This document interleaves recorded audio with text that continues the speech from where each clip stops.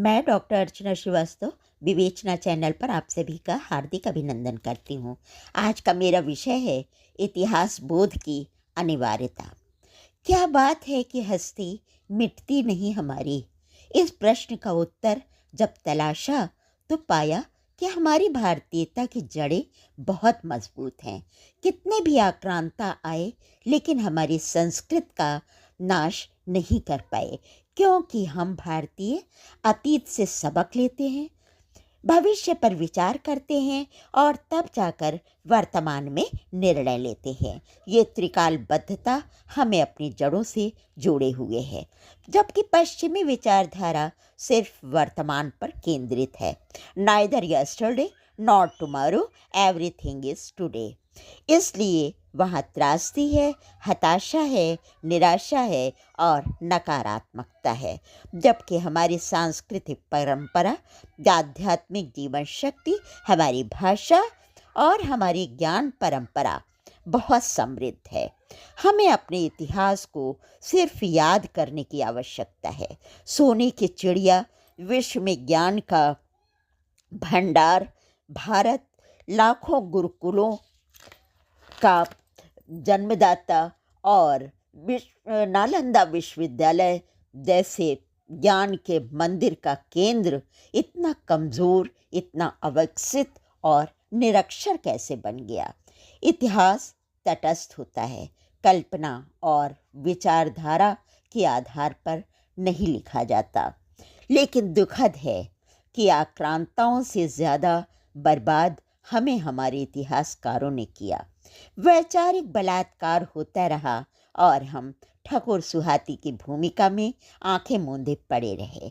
ग्रंथों का प्रचुर भंडार जलकर राख हो गया, गुरुकुल बंद हो गए, हमारे धार्मिक स्थलों पर विवादास्पद ढांचे खड़े कर दिए गए और हमें मुगलों की स्थापत्य कला की प्रशस्ति में अपना स्वाभिमान हमेशा हमेशा के लिए त्यागना पड़ा। आक्रांताओं का महिमा मंडन और शहीदों को आतंकवादी बताना, ये सब गलत इतिहास द्वारा ही हुआ और हम एक गलत इतिहास के अंधेरे में जीते रहे। लेकिन कहते हैं ना कि सच सिर चढ़कर बोलता है। सच मिटता नहीं है, बस अतीत के पन्नों में कैद हो जाता है। समय की धूल उस पर चढ़ जाती है और जब हम ये धूल साफ करते हैं तो फिर अक्षर स्वयं साक्षी बन जाते हैं। आज की युवा पीढ़ी का यही कर्तव्य है कि वो अपने इतिहास को जाने और समझने की कोशिश करे।